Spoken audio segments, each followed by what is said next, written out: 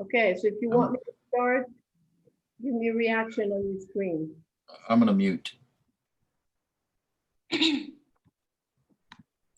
Okay, all right, so we'll start. Thank you for being here on time. So please do mute yourselves until later. So the way we want to do this is I'll make my remarks, then Chris Brown will also make a few comments, as will Mark Day, which will be relevant to what we're talking about. If you have questions, send them to Carrie Redeker, kredeker@lcat.edu. She will compile the questions, and when we are through with our remarks, she will call on you by last name. I think that'll be the easiest, so that you can ask your question live if you want to. If you don't want to, of course, you don't have to. So I know some of you are in class, teaching, whatever, so we won't take a lot of your time, but I wanted to make some important announcements. So welcome to first our LCAT students. I see a lot of you here, and parents, in case they're listening. Last time in August when we made the announcement, we had parents. So welcome to you if you're here. Our faculty, our staff, and some trustees may be listening into what we're saying. So welcome to all guests. I'm Hélène Garrison, the Provost and Chief Operating Officer. So I want to start with talking very briefly about the COVID-19 stats in California. We had all hoped to be in the orange tier by now. And what's interesting is that Orange County looks better than San Diego County and Los Angeles County. We're kind of squeezed by those two big counties and Riverside, but we have not yet made it into the orange tier, which is less restrictive. So our testing positivity rate is consistent with the orange tier, but our case rates are still in the red tier. We're at 5.2. Last week we were at 4.6 for 100,000 residents, and we need to be 4.9.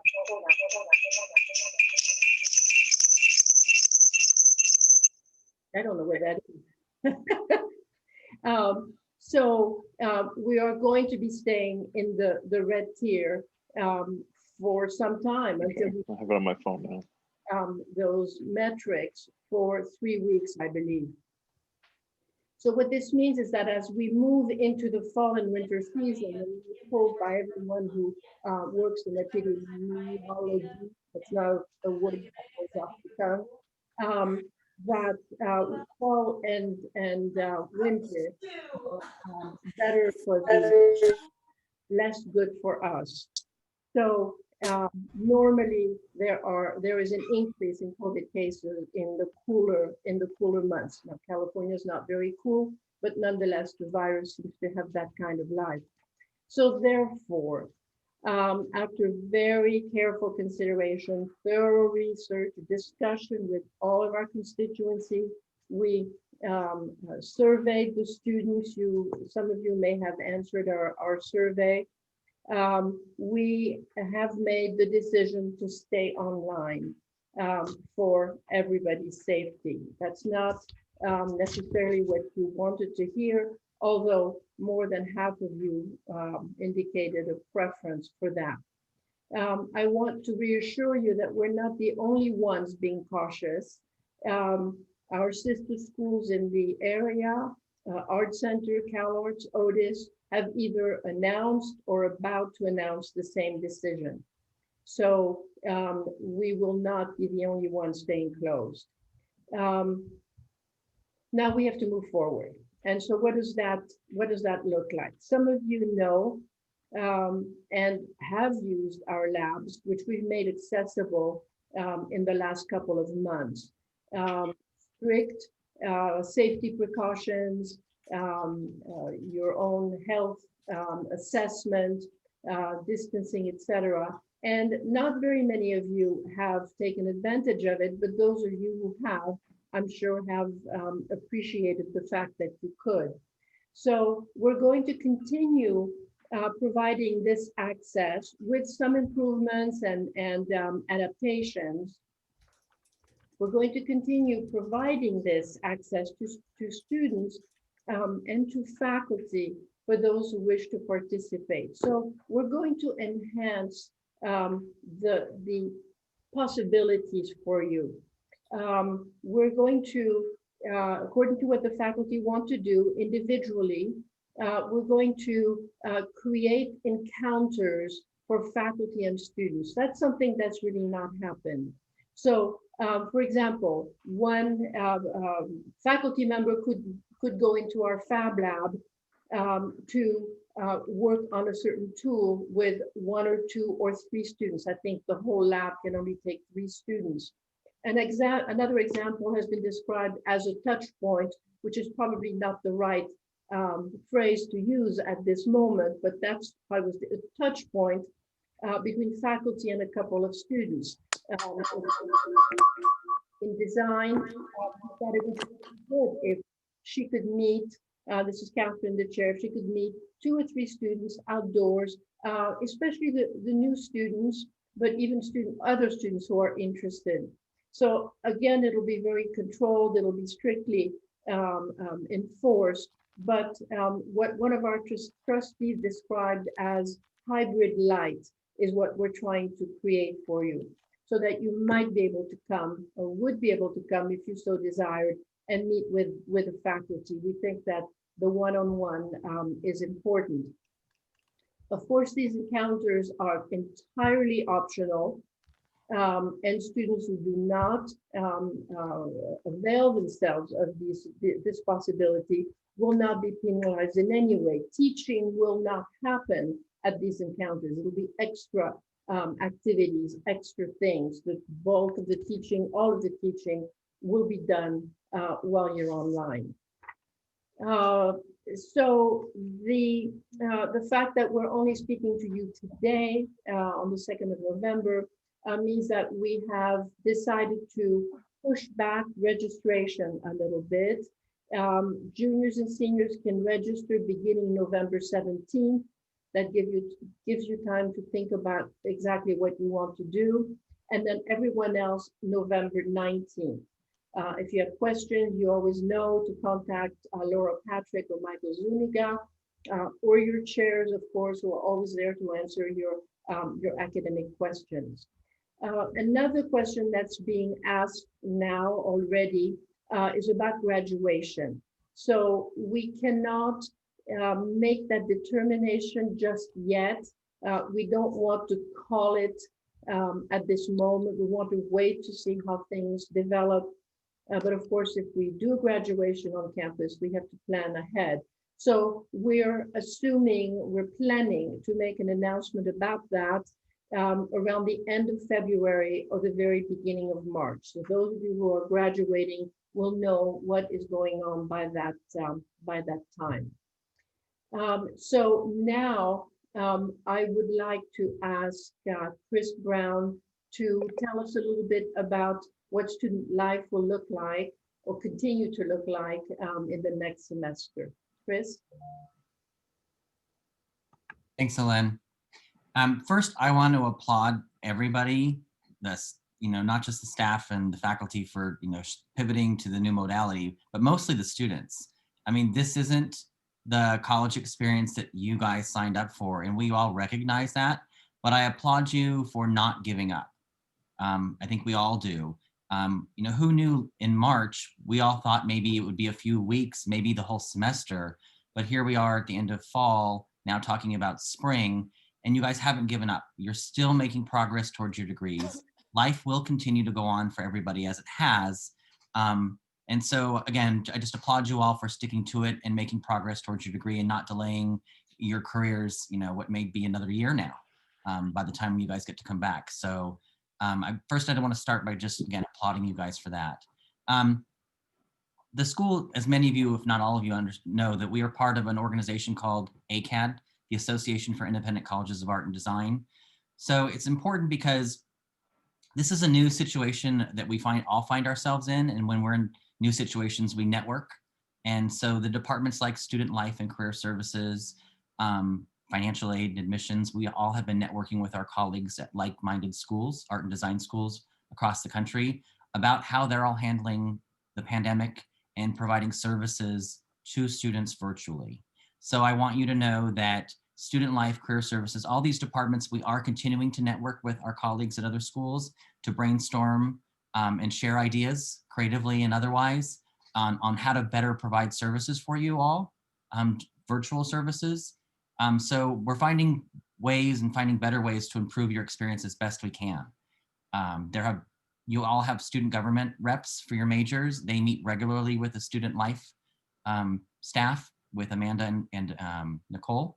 And so if you have any suggestions or ideas about things that you need from the college or that might make your virtual experience better, please reach out to your student government representatives and they'll bring it forward to Student Life so that we can talk about and get these things in place so that we can maximize and improve your experience virtually until we can welcome you back to campus, which hopefully won't be the spring, but we hope for the fall that we'll get to have everybody back on campus then. So again, everybody's working hard on trying to improve the experience, finding better ways to make the experience happen for you all. But if you too have suggestions, because you guys are the students and you're gonna know what you need, or some of you adapt differently. So if you need something, please reach out to us or your student government reps so that we can get that information and try to do more for you.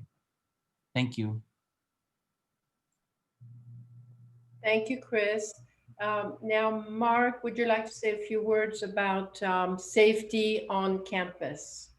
Sure, thanks. I have a few, so bear with me, please. My name is Mark Day. I'm the Director of Campus Facilities at LCAD. I want to briefly cover the safety measures that have been implemented over the last 7 months so that everybody's on the same page. I want to start by thanking Jim Godek and Caroline Carlson. They were very early supporters of engaging as many safety measures as we can.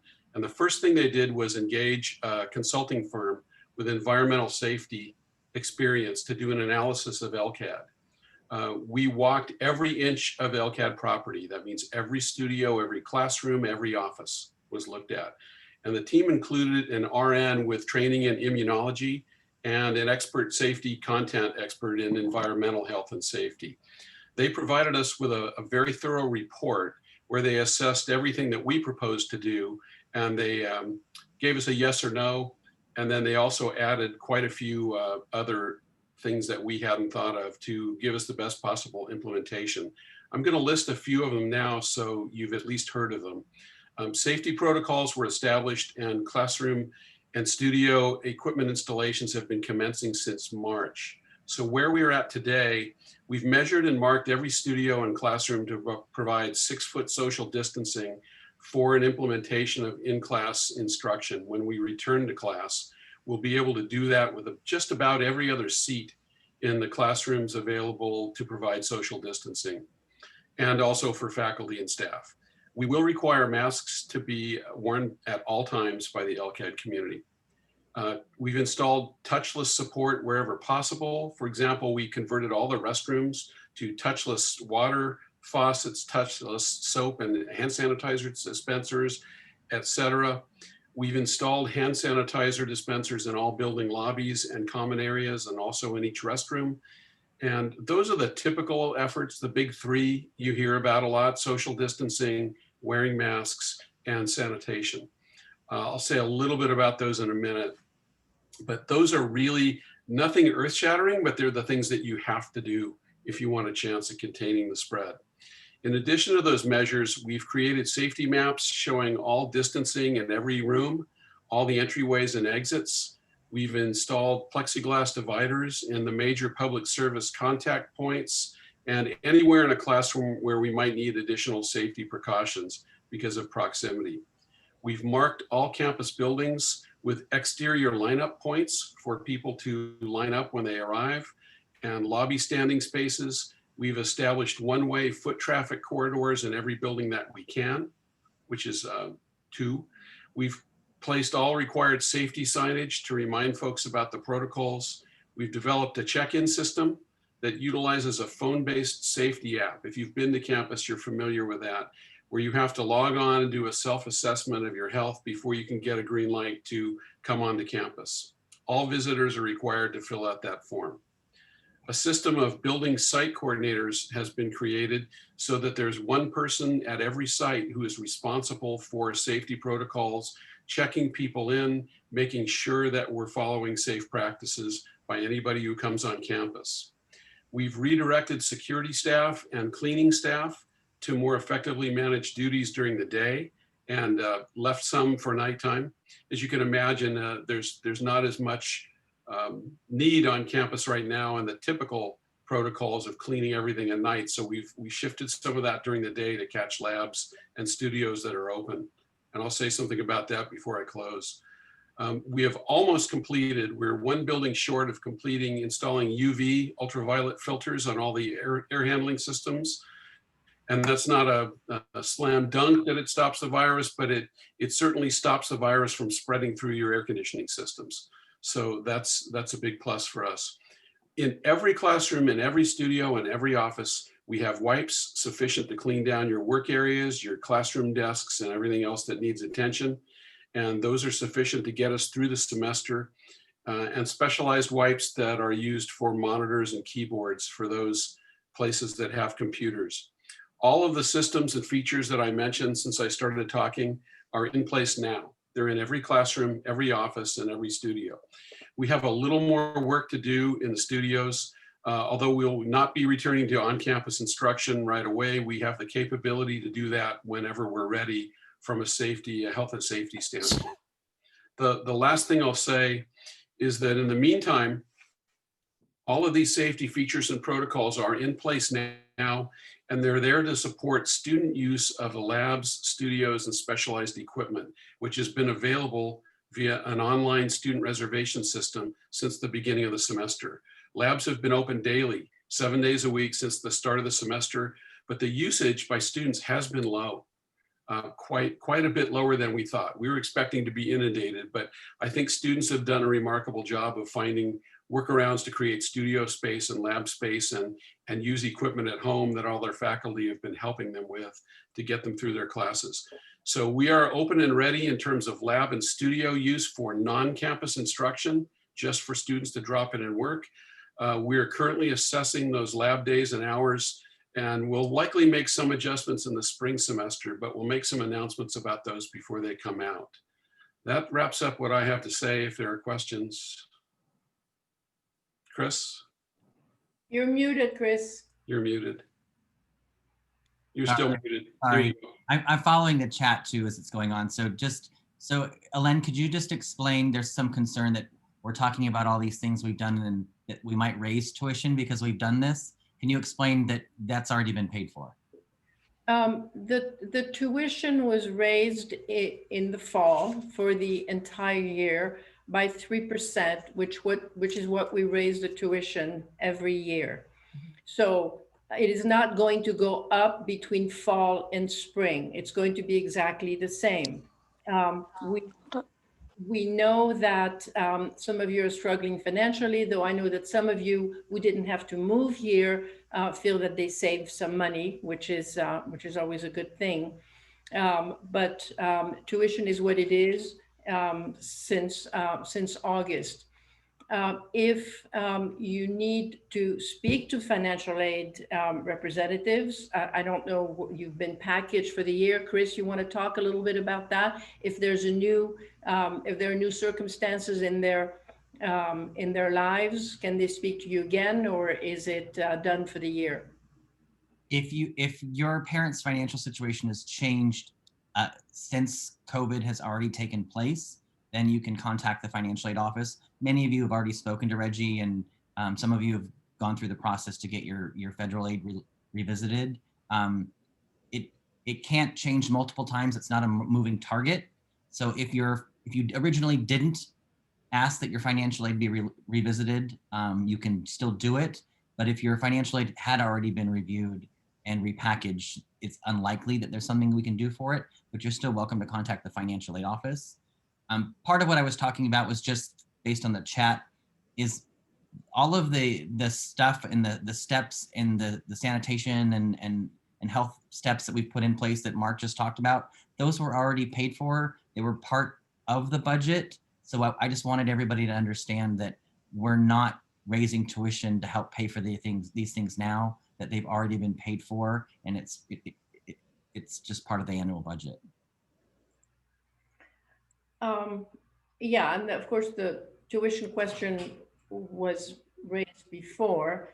And we can say honestly that schools and universities, colleges and universities are not discounting their tuition because they're going online. That's just not happening anywhere in the country.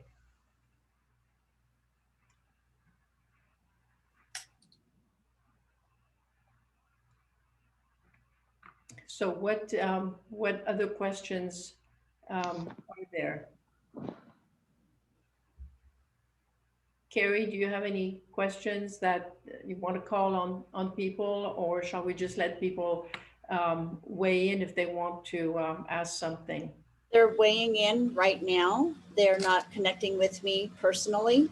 Okay. They're connecting with everyone, as far as I can see right now. I've had a few students connect with me regarding Senior Studios, which I responded. They're responding. The questions are coming in with everyone right now. Okay, yeah, I see that.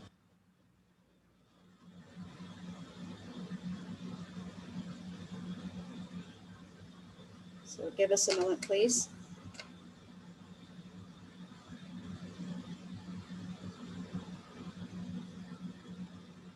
I can answer Senior Studios. The Senior Studios are accessible by the reservation system.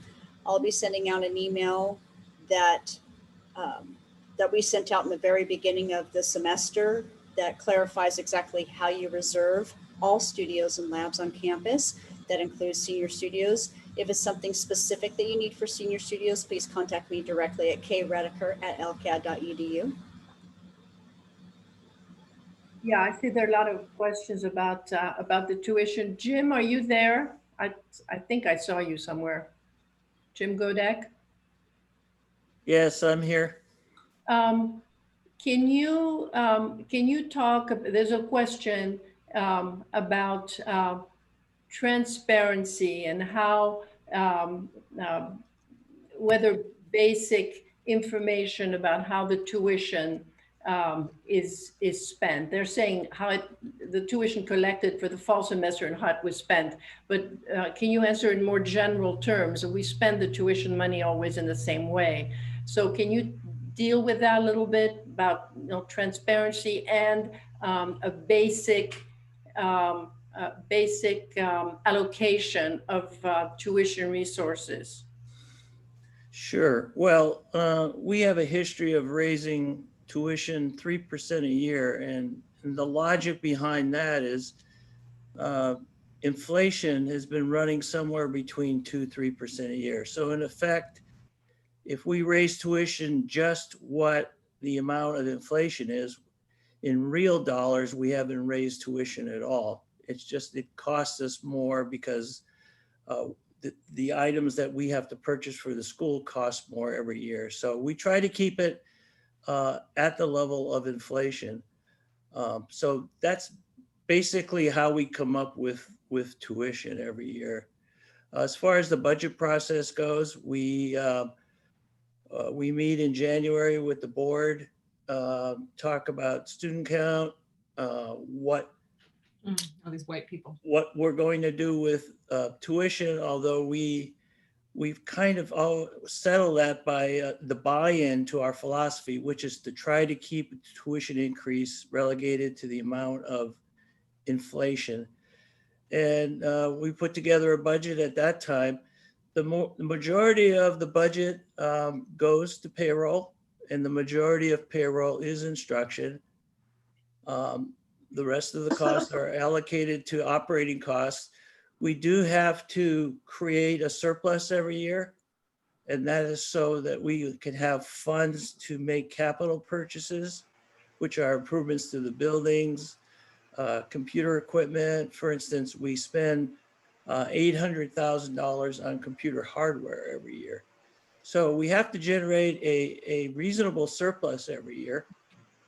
And we've been successful in doing that in the last several years. So our financial position overall has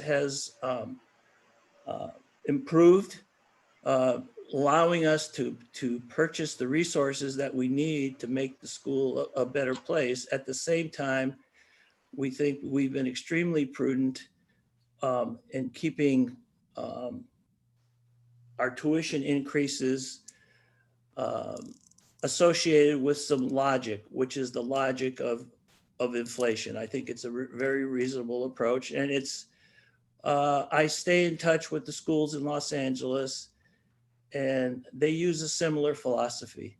So schools have been increasing tuition somewhere between 2% and 4% based upon what they need for capital and also what their operating expenses are. So we think we've done a pretty prudent job in managing expenses. We've improved the financial stability of the school, have been able to buy the equipment that we need.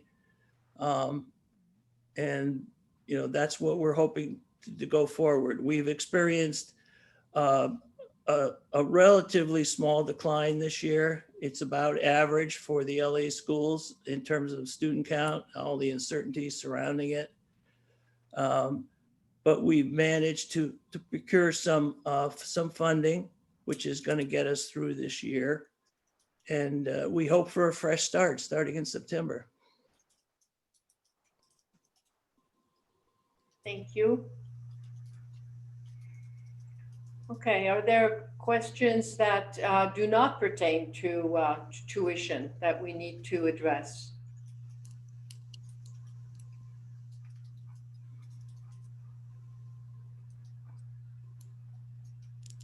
I'm looking through the chat quickly to see. We had one question to inquire as to whether we could keep student labs open, specifically senior studios open later. Right now they're open till 7 o'clock at night.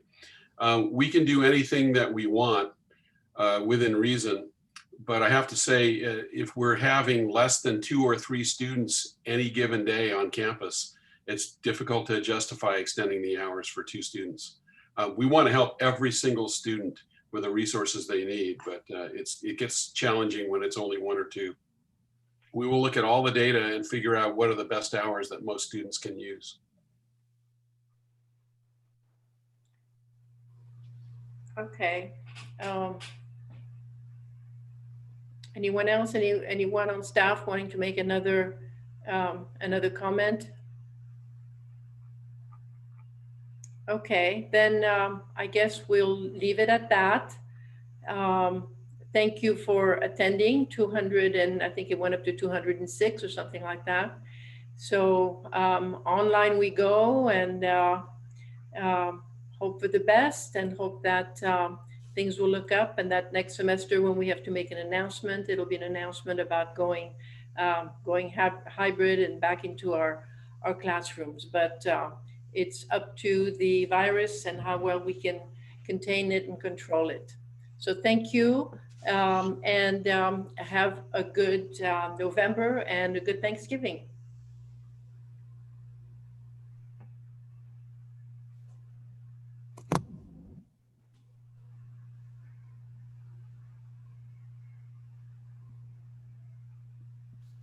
Merci beaucoup. Au revoir.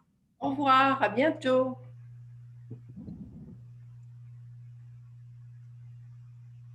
Where's the money going? I like to see the avatars. Glenn Miller is really good, his avatar.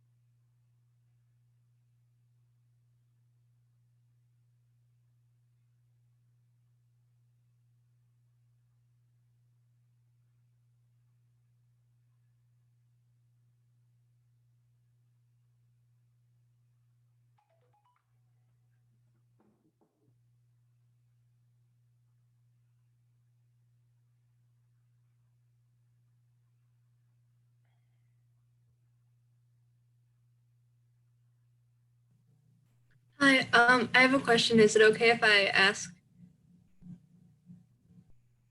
Yes, of course. Who are you?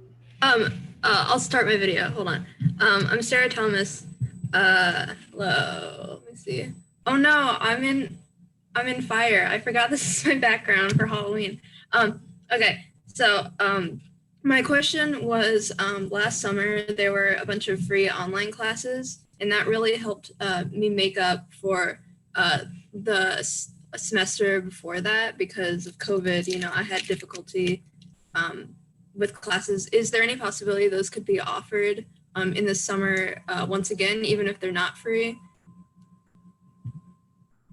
We haven't talked about that, but it's a good suggestion. So let me take it up with the chairs and see whether that is possible, because I'm sure students are still struggling, although you're probably getting used to the system a bit more. But I will definitely take it up. I'm writing myself a note, and we'll get back to you on Great, that. thank you so much. Yes. Thank you, Sarah. Hi, I have a question too. Go ahead.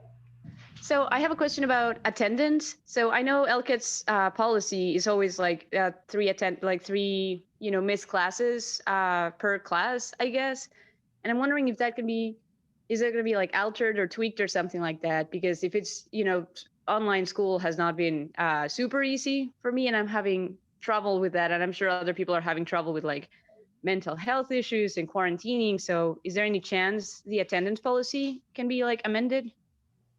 So obviously, we want to encourage you to attend, but I have asked the faculty, and I'm sure the chairs would go along with me on that for understanding and flexibility. So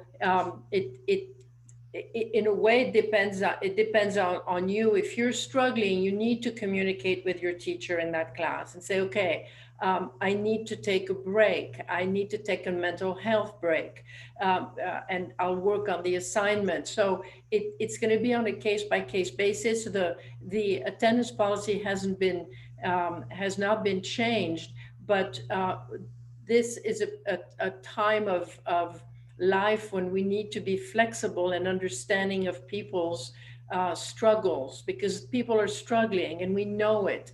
There's a lot of mental health. There's a lot of mental health issues and struggles, and we need to be understanding of those. So first thing you do is you talk to your faculty and describe your or state your struggle.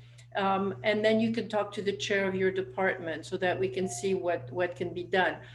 Would any of the chairs, I see 3 chairs right here.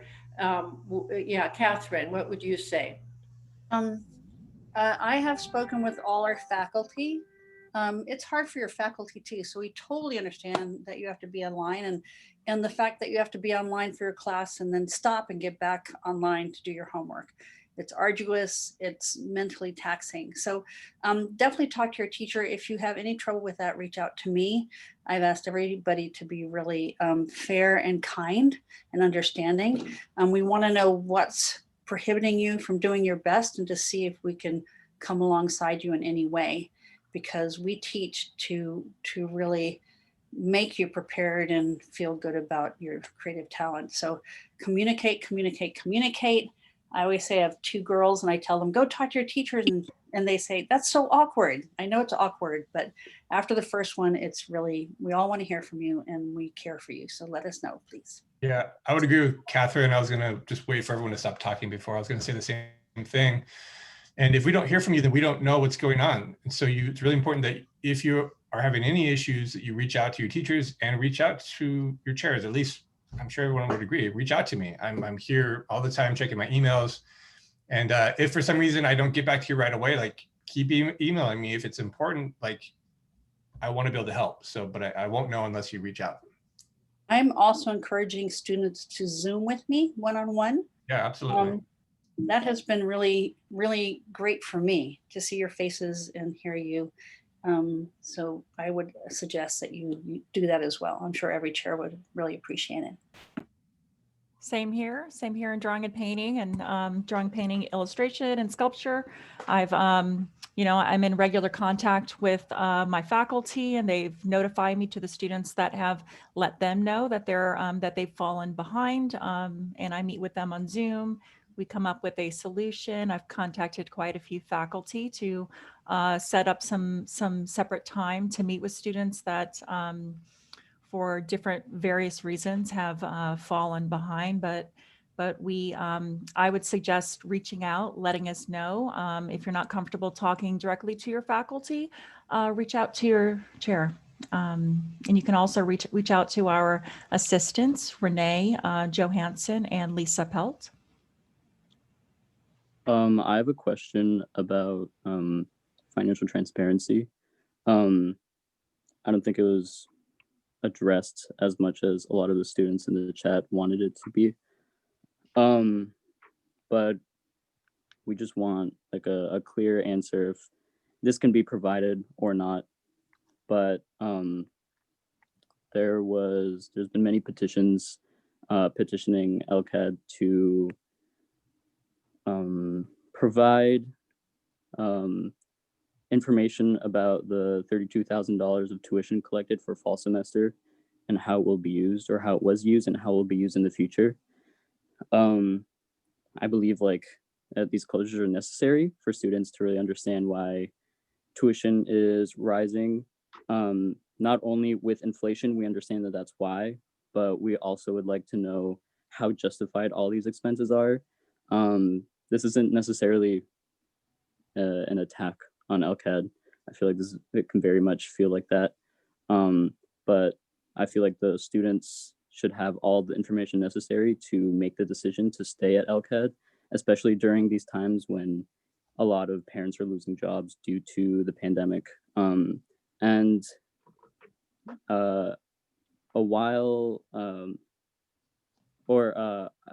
feel like these should include up-to-date staff salaries, as well as software licenses, maintenances, and other necessary expenses to really understand where these things are going. I think a lot of the students just want to know if this is available, if you can provide these expenses in detail, or not. It was kind of glossed over and just kind of explained slightly, but not, there wasn't a yes or no whether these expenses could be shared. Well, I think some general information can be shared, but on the whole, businesses, and we are a business, do not disclose the exact allocation of their resources. The faculty aren't necessarily privy. It's the focus of our CFO, of our board of trustees, and of myself as we create the budget each year.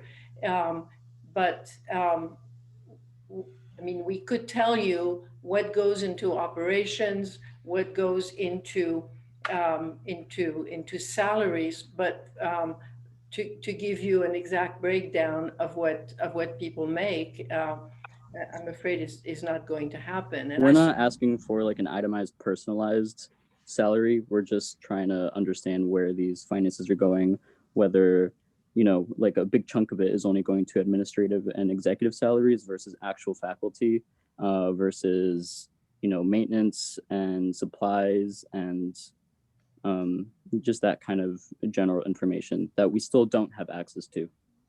No, and nor,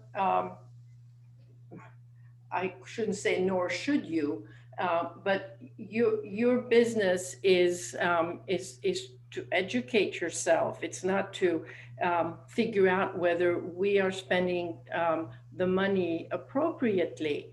First of all, 32.6 is not. Everyone has some kind of scholarship, so the amount is probably less than that.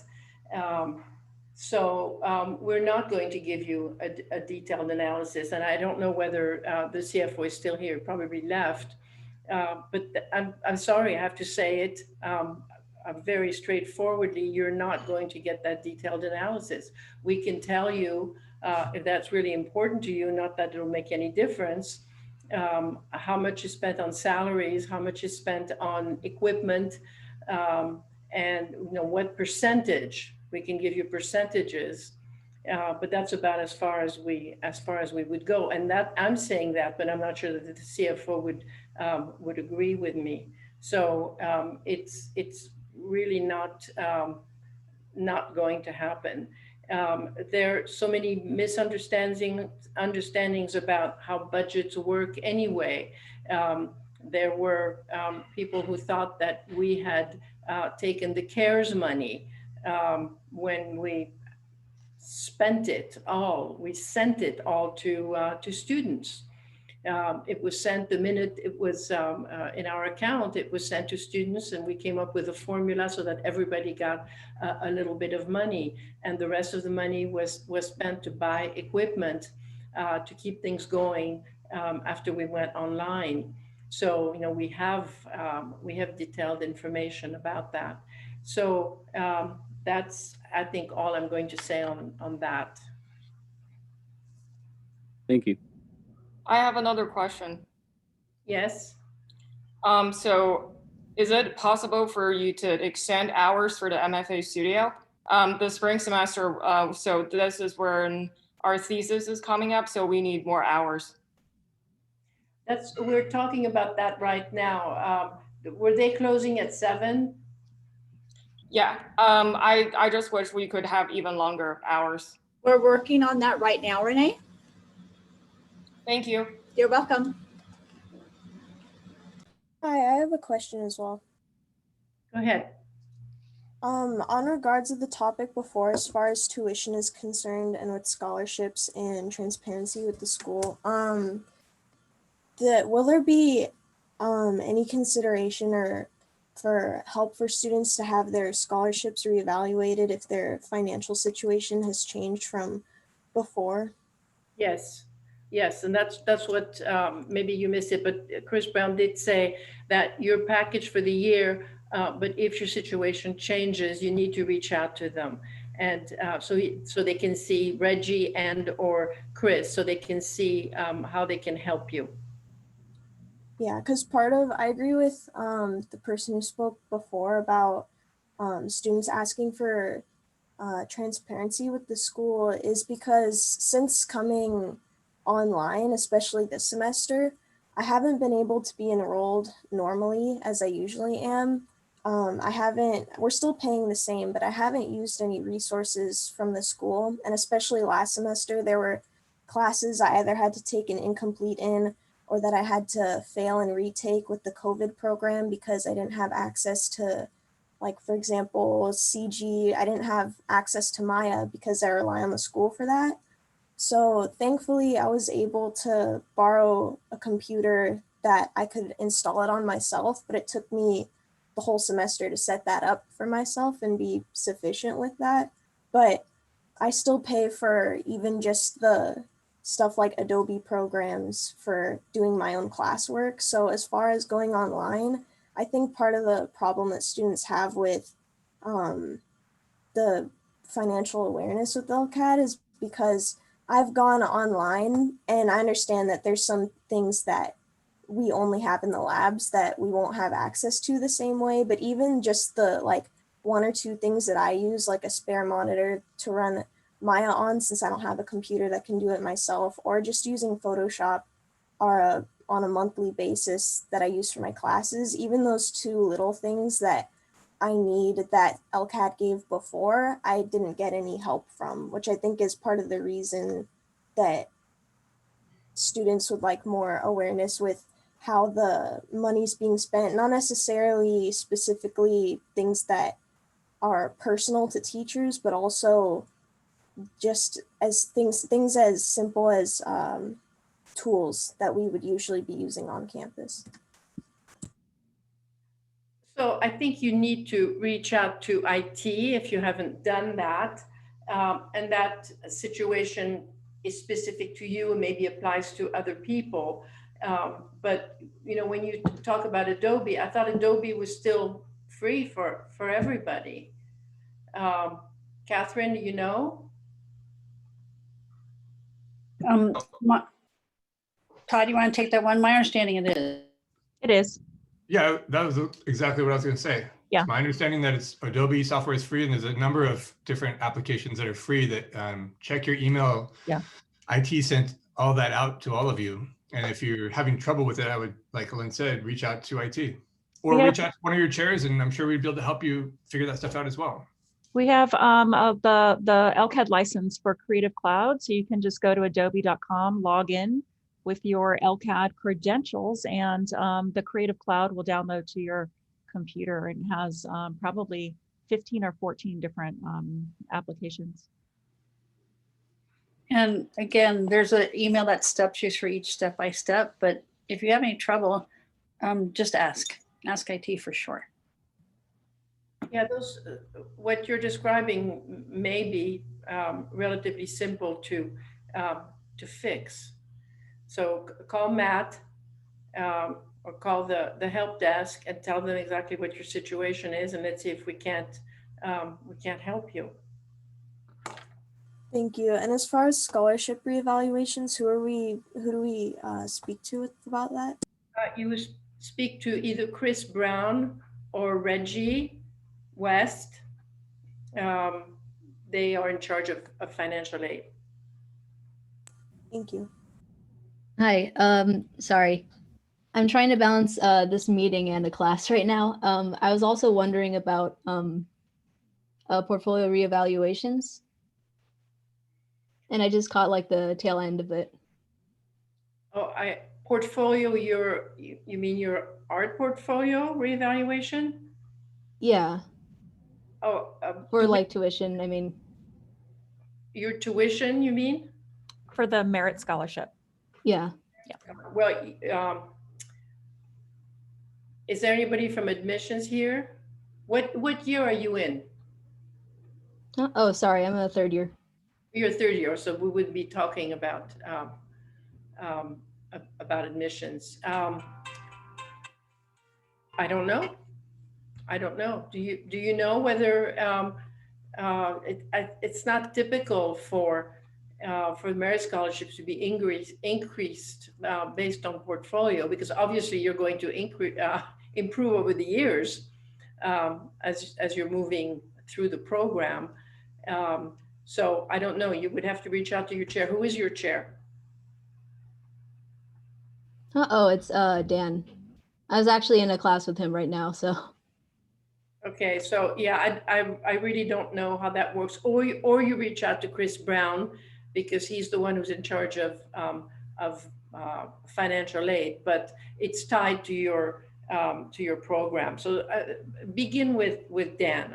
I would start with him, but I don't know what the answer is to that. That's the same question I had. I'm also a third year, and because finances have shifted for some students during COVID can't be financially dependent on family anymore, or financial situations have changed and they're just looking for some sort of help to stay enrolled in the school for the last couple of years since we're still online.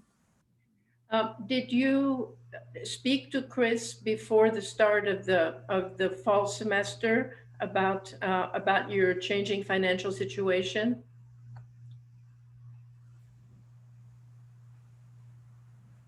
No, I haven't. Yeah, so he sent everybody an email, which maybe you don't look at all your emails, I wouldn't blame you, but in which he said that people whose financial situations were changed should reach out to him so that they could see what they could do. And that still is the case if you can't rely on your parents as much because their situation has changed. He will want to help. So call him and tell him this so that we can see if we can't help you. He's the one who would know. So we should be talking to Chris and not Dan Boulos for scholarship reevaluations. Well, you're kind of talking about different things. A scholarship reevaluation would be based on your portfolio, and I don't know how often that's done. But if you want your financial situation to be reevaluated because you're struggling financially, that you talk to Chris about.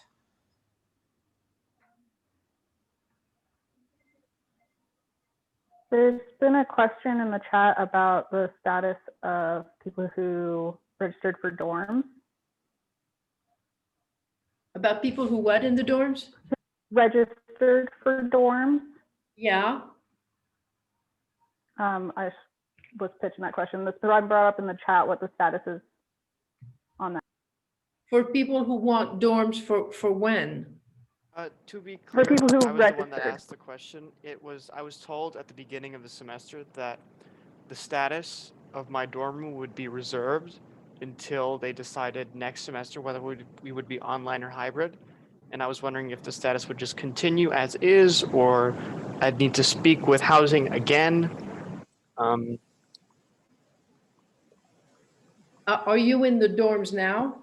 No, not currently. I'm in another state at this time. Did you want to be in the dorms? The thing is that I was just waiting for the hybrid program, and I discussed it with housing, and they said that your spot, that you have this room number, it's reserved until further notice. And I was just wondering if that's changed at all. Well, all I can tell you is, first of all, we're not going hybrid, but secondly, I can tell you that there are empty units. So if you wanted to come and live in the dorms, I think there are 5 or 6 empty units. Right now we have 1 person per unit, but there are empty units. So you would, if you wanted to come, you would need to talk to Amanda. And the policy on dorm rooms would be a limited capacity, or? Right now, there's 1 person per unit. So it's like a private apartment. Okay. 1 person. So it's as safe as it can be. Thank you. You're welcome. And Melanie, I wasn't sure what you were asking. I was just bringing up their question. Oh, that question. Okay. All right. Okay. Anything else before we log off? Hi again. I just wanted to clarify. So for who do we contact? For which aspect of your life? For the portfolio and scholarship reevaluation.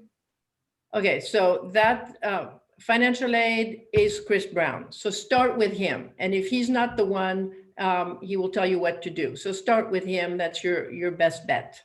Okay, thank you. You're welcome. Okay, so I'm going to say goodbye. Thank you all for sticking around. I'm glad you asked your questions. It's easier when there are fewer people. There are only 55 of us now, so that's better than 200. So take care and have a good rest of the semester. Thank you very much. You as well. Thank you. Bye-bye. Thank you. Everybody.